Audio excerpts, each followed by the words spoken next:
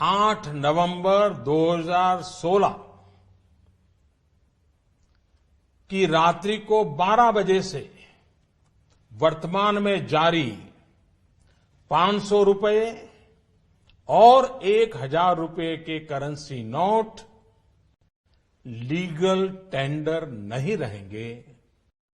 आज का दिन शायद ही कोई भूल पाया हो। 8 नवंबर 2016 की वो रात, जिस रात को प्रधानमंत्री नरेंद्र मोदी ने राष्ट्र के संबोधन में अप्रत्याशित रूप से 500 और 1000 रुपए की करेंसी नोट को प्रचलन से बाहर करते हुए उनका लीगल टेंडर ना होने की घोषणा की थी।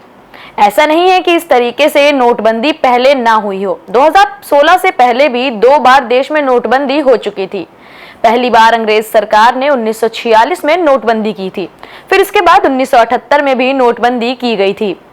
नवंबर 2016 में भारत सरकार ने यह फैसला रातों रात लिया था। सामान्यतः इस प्रक्रिया में पुरानी मुद्रा की जगह नई मुद्राएं लाई जाती हैं, लेकिन ये सवाल मन में जरूर आ रहा होगा कि क्या सरकार के पास नोटों को वापस लेने की भी शक्ति है। दूसरे शब्दों में, जब पुराने नोटों और सिक्कों को बंद करके नए नोट और सिक्के चलाए जाते हैं, उसे नोटबंदी या विमुद्रीकरण कहते हैं। ऐसा कई बार काले धन पर अंकुश और जाली मुद्रा पर रोक लगाने के लिए होता है। ये ऐसा सवाल है जो लगभग सभी के मन मस्तिष्क में आया होगा कि आखिर किसी भी देश को नोटबंदी या विमुद्रीकरण की आवश्यकता क्यों पड़ती है। तो हम आपको बताते हैं कि ऐसा क्यों होता है। दरअसल इस कदम से टैक्स संग्रह की स्थिति बेहतर होने में मदद मिलती है, और जब देश में कालाधन की जमाखोरी और जाली नोटों के कारोबार में बढ़ोतरी हो जाती है, तो ऐसे में लोग टैक्स की चोरी करने के लिए नगद लेन देन ज्यादा करने लगते हैं, जिनमें ज्यादातर बड़े नोट शामिल होते हैं। भ्रष्टाचार, कालाधन, नकली नोट, महंगाई और आतंकवादी गतिविधियों पर काबू पाने के लिए नोटबंदी का प्रयोग किया जाता है। नोटबंदी के आलोचकों के मुताबिक इस फैसले में भारतीय अर्थव्यवस्था पूरी तरह से प्रभावित हुई थी। नकदी पर निर्भर रहने वाले गरीब और ग्रामीण लोगों को जनजीवन सबसे ज्यादा प्रभावित करना पड़ा था। और एक बड़ा सवाल ये भी है कि नोटबंदी से जाली नोटों पर क्या अंकुश लग पाया।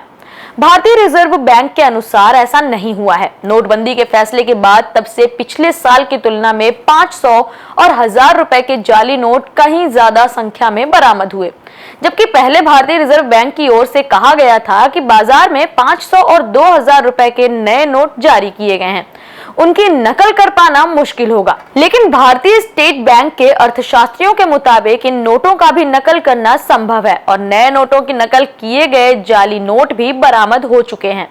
जबकि नोटबंदी से ये फायदा होने वाला था कि भ्रष्टाचार पर लगाम, कैशलेस इकोनॉमी, नकली करेंसी पर लगाम, काला धन खत्म होगा।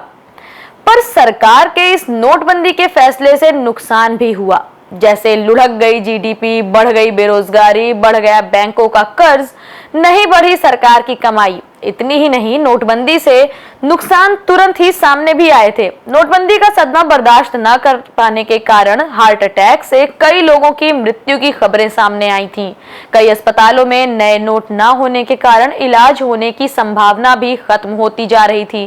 साथ ही लोगों को अपने परिवारीजनों के शवों को अस्पताल से ले जाने में भी दिक्कतों का सामना करना पड़ा था। वहीं कई शादियों पर भी नोटबंदी का बहुत असर पड़ा था। किसानों की खेती में दिक्कतें आई, जिनके खाते नहीं थे उन लोगों को कैश जमा करने में दिक्कतें आई। सरकार ने तो फैसला ले लिया था और उसे लागू भी कर दिया था, पर क्या ये सच में एक सही कदम था आम जनता के लिए, या एक बड़े बदलाव की तरफ ले जाने की सरकार की जो मुहिम थी? खैर, जो भी रहा हो, पर गरीब जनता को इसका बहुत खामियाजा भुगतना पड़ा। यहाँ तक कि लोगों ने अपने सगे संबंधियों को भी खोया। और क्या आज नकली नोटों की समस्या खत्म हो गई? क्या सच में काला धन वापस आ गया? सोचिए और अपना जवाब जरूर बताइए। ऐसी तमाम खबरों, अपडेट्स और जानकारियों के लिए आप बने रहिए जनसंदेश टाइम्स के साथ।